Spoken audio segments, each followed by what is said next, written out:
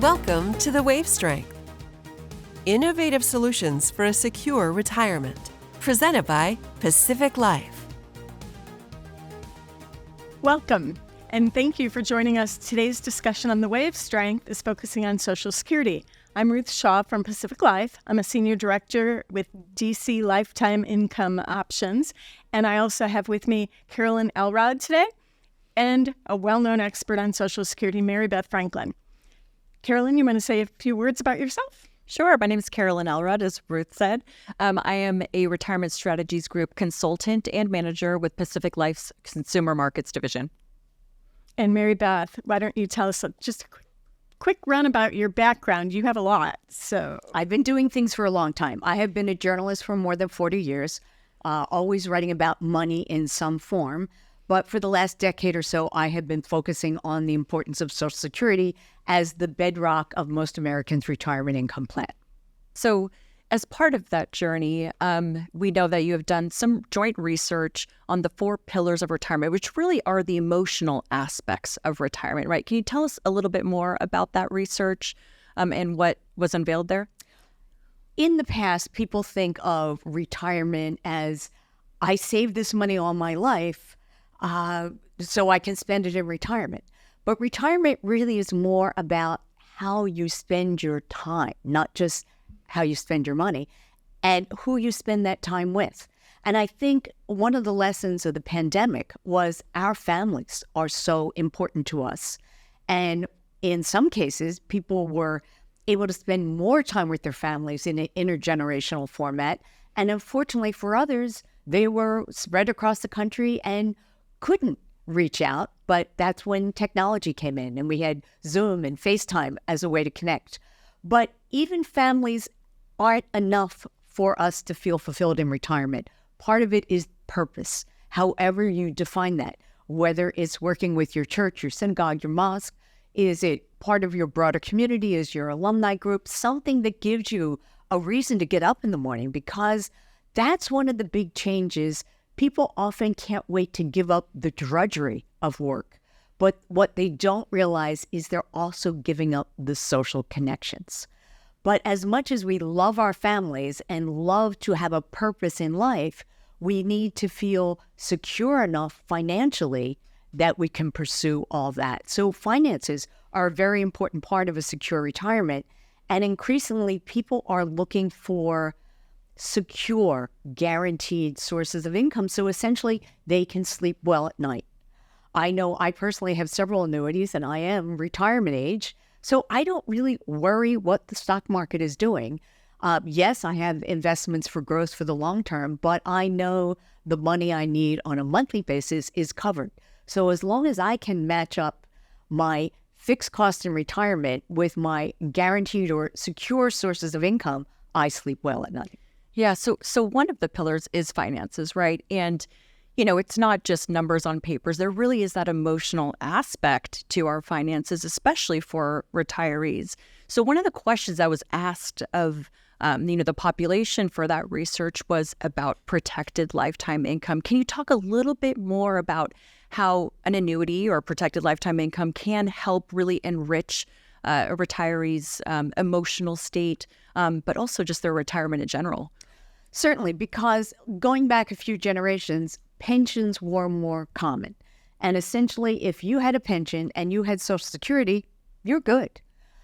Unfortunately, as our business model has evolved and our workplace benefits model has evolved, we are more relying on 401k type defined contribution plans, which means we're contributing our own money. And if we're lucky, our employers are matching it. But we're often on our own figuring out how much to put in and how to invest that money so it grows, so it will be there for our retirement. And guess what? That's the easy part. The hard part is, how do we take the money out in a way that's going to give us sufficient money to have a comfortable retirement and yet last for as long as we do? But that's the $100,000 question. We don't know how long we're going to live. So one of the things an annuity does is to build in some guaranteed income no matter how long we live, and that gives people a little more security. I'm not suggesting every part of your savings should be protected, but I think a portion should be. And because we tend to live a long time in retirement these days, 30 years or more, I want to keep some of my money invested for growth, because even at retirement, I am still probably a long-term investor. So, but I think, as sort of growing up through my career as a pension actuary, I never heard people complain about their money showing up, every month in their bank account, right? It just happened. So whether it was $500 or $1,000 or whatever the amount was, people liked it. It showed up. So what confuses me now as I think about, where we stand with defined contribution plans is that idea that so many people are unwilling to take a portion of these savings, maybe half of which is probably employer money that would have formed that old-time pension. They could take half of that, say, it really wasn't my money, it was my employer's, and with it, I'm going to create my own pension or my own even Social Security supplement, one way or the other, that's going to start showing up every month. And yet people are so reluctant to take, anything out of these savings and put it to the future. And my father's 91. He's one of the people that would have benefited had he had a pension, which he didn't. And so, I'm an actuary, I understand mortality. None of us have any idea exactly, when our life's going to end. We don't need the money anymore.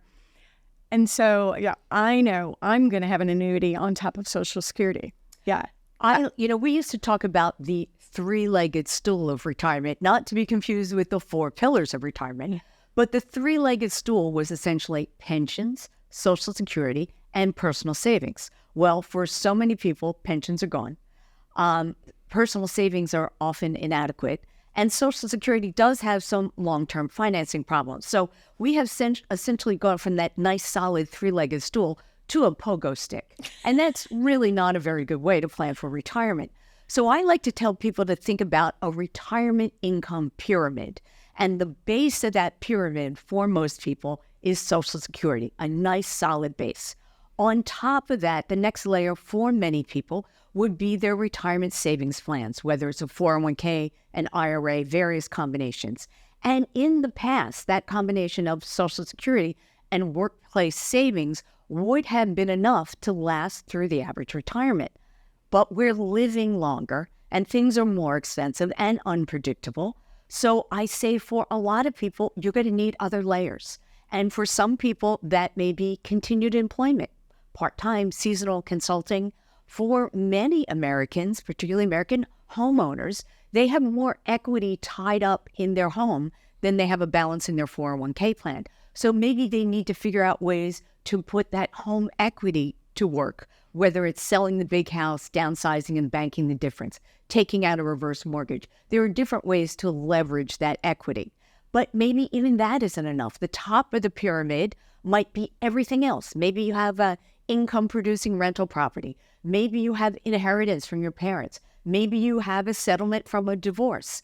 So we all have different layers of this retirement income pyramid, and everyone's situation is different. That's why I encourage everyone to work with a financial professional to figure out how to get the money out of this pyramid in the right order, in the most tax-efficient way, and in a way that's going to last the rest of our lives. So while saving for retirement has been difficult for so many, as they say with the mountain climbers, more people die on the way down than the way up. So that's where you really need the help of a professional to figure out how you create a retirement income strategy. Right. So Social Security is kind of solved for that longevity issue, right? It's lifetime payments. And you can kind of look at Social Security like an annuity, right? Why is it that so many people value Social Security, but annuities, protected lifetime income sold by, carriers like Pacific Life, why is that not valued, do you think? Well, I think for the Social Security part is because people have paid FICA, payroll taxes, their whole life, they are truly invested in it. That's my money. I'm going to get my benefit and I care. Now, annuities are more complicated because annuities are complicated. And consumers have been reading for decades of how annuities are expensive and they're complicated, and you don't want that. Do you like getting a Social Security check every month? Yes, I do. Wouldn't you like another guaranteed income check every month? Yes, I would. So you want an annuity? Oh, no, annuities are bad. And so part of it is we need to redefine it. What is it? It's protected lifetime income. I think people need to understand this new vocabulary. And if protected lifetime income makes them feel more comfortable than an annuity, let's retire the word annuity. Amen. Well, thank you so much, Carolyn and Mary Beth Franklin, for joining us today on our discussion with Social Security and some other good retirement basics. Please join us for future sessions as we continue our journey of financial learning.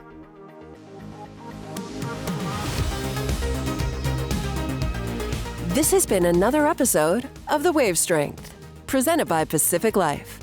Don't forget to catch us on YouTube and make sure to subscribe.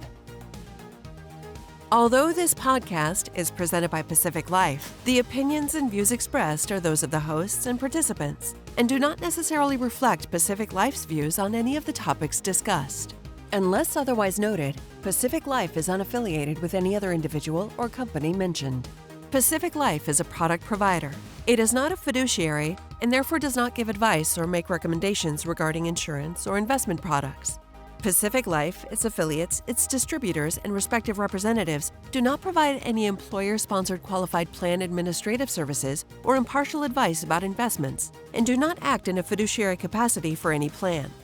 Pacific Life refers to Pacific Life Insurance Company and its subsidiary, Pacific Life and Annuity Company. Insurance products can be issued in all states except New York by Pacific Life Insurance Company, and in all states by Pacific Life and Annuity Company. Product availability and features may vary by state.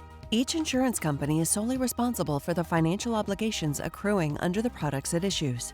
This podcast was recorded on August 24th, 2023.